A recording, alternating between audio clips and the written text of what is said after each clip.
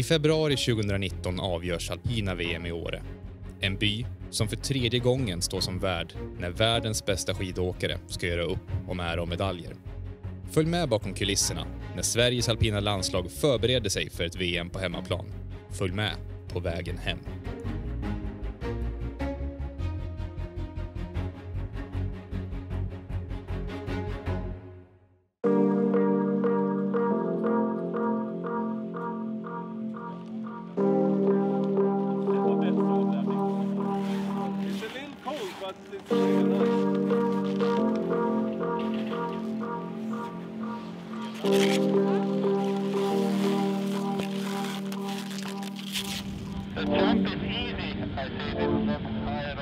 Jag har gjort en väldigt bra höst, tränat hårt och jag tar steg hela tiden och jag tycker att det kommer mer och mer och sen är det väldigt upp och ner men att farten finns där och jag behöver bara gneta på liksom och det kommer mer och mer hela tiden så att jag tycker att För man snackar ju ofta i fart om det här med rutin. Kan du känna nu från förra året att när du kommer tillbaka till vissa orter att du liksom har varit där en gång och du känner igen backen och hur mycket påverkar det liksom positivt? Supermycket faktiskt. Jag önskar att jag var en sån som bara nej men okej, nu kör vi en ny backe, spelar ingen roll. Men jättemycket skillnad. Alltså bara komma till Garmisch nu och har kört det där startloppet jätteskönt. Jag vet redan innan första besiktning vart jag ska, vad som behövs, vad som krävs liksom och jag vet så mycket redan innan steg 1 istället för att börja på steg 0 och sen trava sig upp liksom. Så att jättestor skillnad och när jag kommer till nya backar då ser man direkt att jag ligger liksom bakom och då matchar man inte de bästa i världen så att det är väldigt stor skillnad. Det känns extremt skönt att komma till ställen man har varit. Men det krävs mycket erfarenhet. Dels för att man måste lära sig backarna på ett annat sätt. Det är sådana höga hastigheter och det är mycket som händer och mycket risker. Och jag tror den mentala biten på en farttävling, dels att lära sig allting men också våga kasta sig ut. Det tar ett tag innan man kommer över den biten att man måste leta sig ner. Utan då kan man egentligen bara fokusera på att åka skidor och söka fart. Men jag har ju kommit många gånger första gången till backen och inte veta vart jag ska någonstans. Och det kan ha varit, även fast man har 2 genomåk och 2 tävlingar så är det fortfarande svårt sista dagen att ta sig ner. Och det tar ett tag eftersom man har 4 åk i samma backe på 1 år. Sen ska man komma tillbaka nästa år igen. Så det tar ett tag innan man lär sig. Välkommen.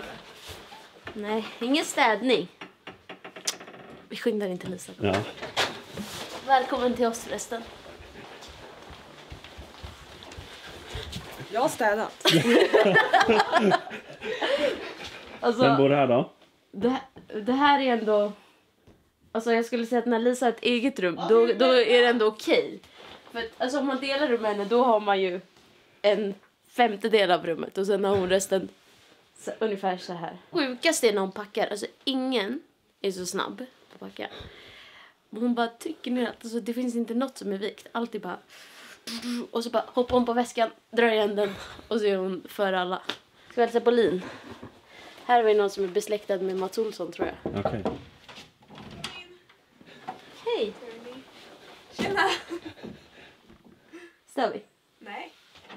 Okej. Här kan du få se. Lin har koll. Kolla där. Ja. Till och med innerskorna.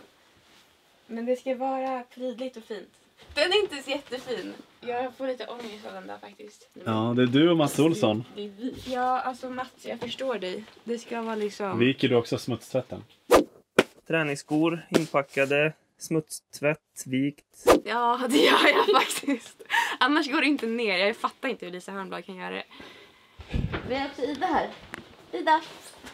Jag har inte rört sig på fläcken sen hon kom hem.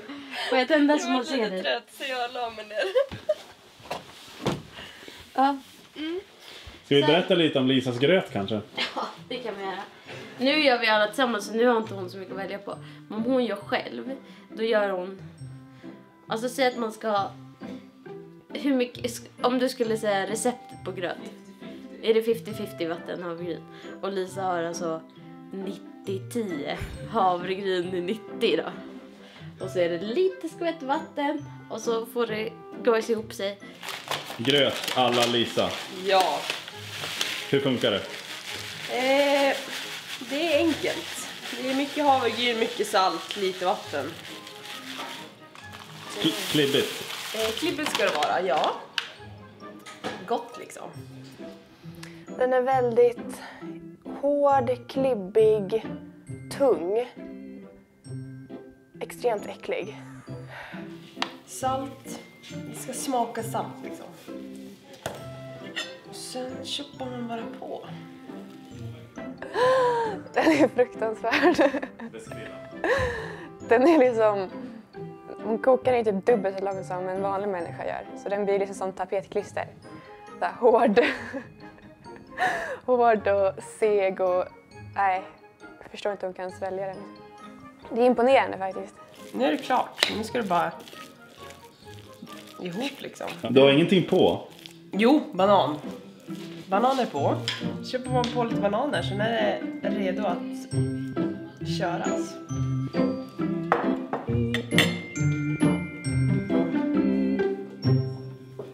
Lite mer salt skulle jag kunna ha.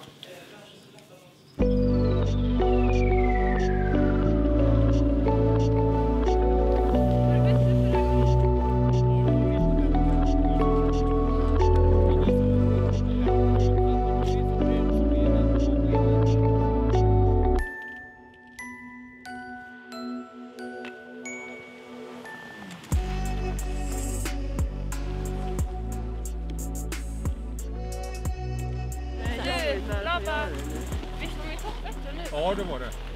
Så nu var du central över grejerna och då följer skidorna underlaget. Och nu har det blivit tagen till VM. Mm. Hur tänkte du då? Det känns typ för bra för att vara sant. Men det är jätteroligt. Jag känner att jag är här för att skapa erfarenhet. Så om jag lyckas åka den skidåkningen jag vet att jag kan åka, då kommer jag vara jättenöjd. Men jag har inte satt upp några resultatmål. Ska jag ge något tips så är det att ta vara på dels att det är hemmaplan och jag ska inte säga njuta, för jag hatar när folk ska njuta till mig att jag skulle få tävling och njuta, men känn styrkan i att vara på hemmaplan. Alltså när jag stod på start och alla bara vrålade Åre så kändes det så jädra mäktigt. Och någonting som ändå byggde upp mig ännu mer. För alla som kommer hit då, publiken, vad har de att vänta sig? Spektakulära tävlingar.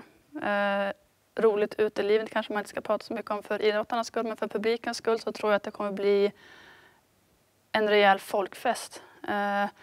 Där man ska ta vara på dels skidåkningen som man kommer få se, men även det runt omkring som byn och Åre bjuder på.